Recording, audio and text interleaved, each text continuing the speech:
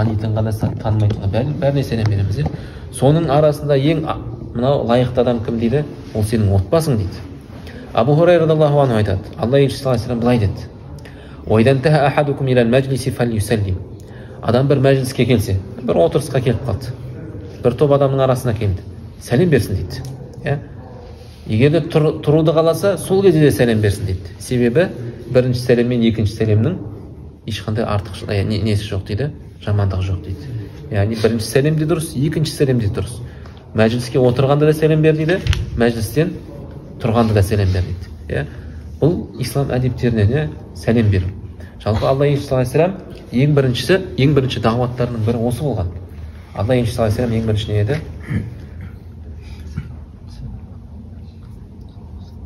Мынау сендер жәннатқа кірмейсіңдер иман келтірмейінше. Иман келтірмейінше сендер жәннатқа кіре алмайсыңдар деді. Ал бір-бірлеріңе өзіңе қалаған жақсылықты басқа біреуге қаламайынша мұсылман бола алмайсыңдар деді. Бір-бірлеріңді жақсы көрмейінше мүмин бола алмайсыңдар деді. Енді дейді, сол араларында махаббатты күшейтетін нәрсені айтайын ба дейді Пайғамбар саллаллаху алейхи ва саллям. Афшу салама байнакум, араларыңда сәлемді тарқатыңдар дейді. Жүрген жерімізде сәлем беріп, сол сәлемді тарқататын болсақ, ол арада махаббат пайда болады. Мұсылманның арасында махаббат пайда болса, ол иманымызды күшейтеді. Иманымыз күшейсе, ол не? Біз жәннатқа жетелейтін болады. Сондықтан да сәлем тарқату, ол ең бірінші осы, мәселенің бәрі сәлемнен басталады. Біздің сәлеміміз түзу болса, адам да түзу болады. Сондықтан сәлем деген өте маңызды нәрсе, өте үлкен дағуат ол сәлем деген. Сен ең бірінші адаммен қалай сәлемдесесің, ол үлкен дағуат. Келіп жұмысқа келіп привет дедің, немесе здорово дедің, болды, қалды. Не ары қарай дұрыс әңгімең де жүрмейді. Ал келіп құшақтасып, ассаламу алейкум деп құшақтасып амандассаң, сол кезде арада әңгіме де жақсы жүреді. Пайғамбар саллаллаху алейхи ва саллям адам сәлемдесіп жатқанда, қол мен қол бір-бірін ұстаған кезде ортада не түседі деді? Күнә түседі деді. Күнә түседі, екеуі қолын айырмайынша деді. Қолын айырғаннан кейін тоқтайды. Бұл сәлемнің несі, мағынасы өте кең. Сәлемнің мағынасы не? Ассаламу алейкум деген сөздің мағынасы саған Алланың сәлемі болсын. Яғни менен саған ешқандай зиян болмайды деп біл деген мағынаны білдіреді. Менің тарапымнан саған ешқандай не болмайды, зиян болмайды. Менен саған тек қана сәлем болады.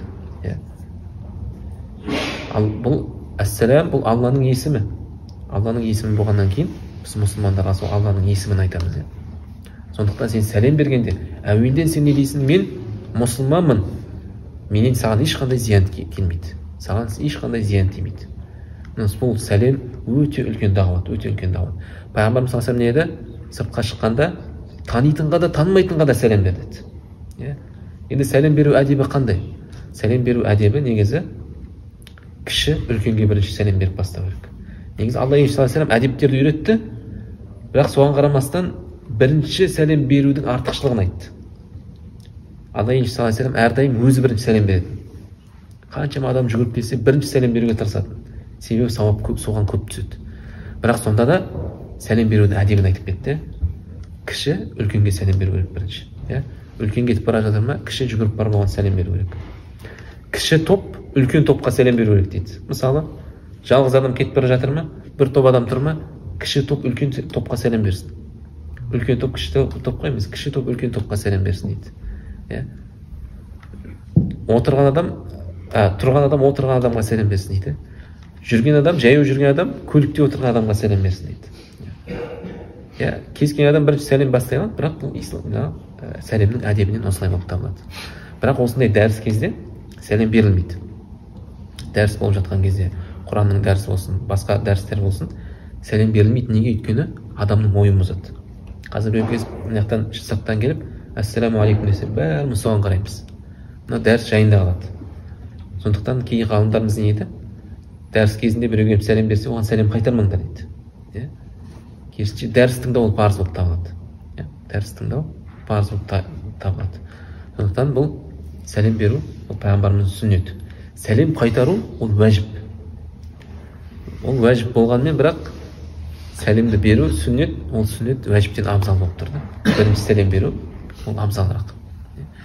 Ең бірінші үйге кіргенде ассаламу алейкум ва рахматулла деп кіру керек. Сонда үйімізде береке болады. Мынау кейде болады ғой, біз мешітте жүргенде түрлі оқиғалар естиміз. Біреу келеді айтады, үйімде кейде ыдыс аяқтар сылдырлайды дейді, түнде біреу жүргендей болады дейді. Бұрын орыстар не дейді, домовой дейді. Оның барлығы үйде жын шайтанның белгісі, жындардың жүретінінің белгісі. Ал біз әрдайым үйде мысалы намаз оқығанда да азан шақырсақ, Құран оқысақ, үйде зікір болса, үйге кіргенде сәлеммен кірсең, сәлеммен шықсаң, дұғамен кіріп, дұғамен шықсаң, ондай нәрсе ешқайсы болмайды. Мұсылманның үйінен негізі ол нәрсе көп байқалмайды. Мұсылманның үйінен ондай көп нәрсе байқалмайды. Ол нәрсенің көбісі көп арақ ішетінден, үйінде арақ тұратын адамдардан сол нәрсе байқалады. Арақ ішетін адамдарда не болады? Белая горячка бола ма? Белая горячка білесіздер ғой? Бір нелерді көре бастайды, кішкентай бойлы адамдарды көре бастайды. Негізі сондай жындар. Жындар үлкені болады, кішісі болады. Бойы кішкентай болсын деген нелер болады. Жынның бір топтары. Соны көреді. Арақ ішті, жын мен адамның арасындағы не? Перде ашылады. Көреді соларды. Сол үйінде жүргенін көреді. Сол нәрседен сақ болу үшін біз дұғамен кіріп, дұғамен шығамыз. Сәлеммен кіріп, сәлеммен шығамыз. Сәлем өте үлкен дағуат. Сондықтан да сәлем беріп жүрейік, сәлем тарқатайық, әсіресе сол үйге кіргендегі сәлем. Мынау екінші исламның әдебін жаттауыңыздар, бұл үйге кіргенде сәлем айтып кіру. Жалпы жүрген жерімізде иншалла сәлем тарқатып жүрейік.